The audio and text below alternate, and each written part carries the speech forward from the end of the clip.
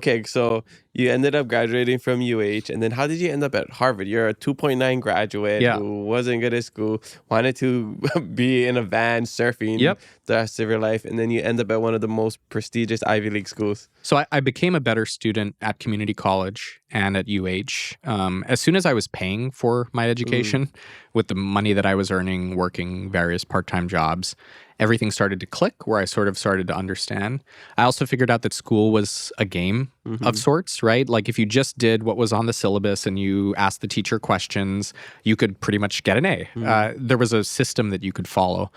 I don't think I understood that system in high school. I just didn't really care mm-hmm, because I wasn't paying to be there and I didn't know the system.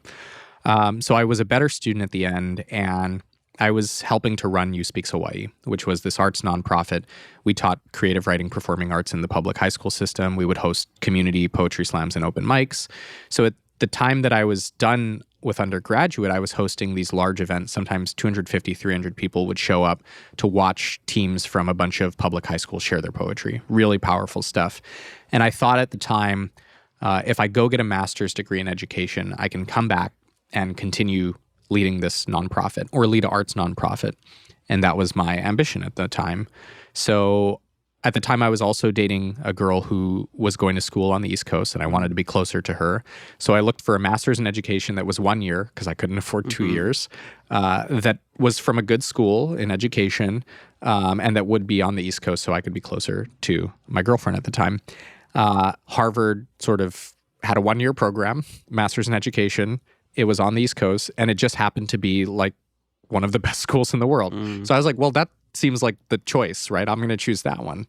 And I did and applied.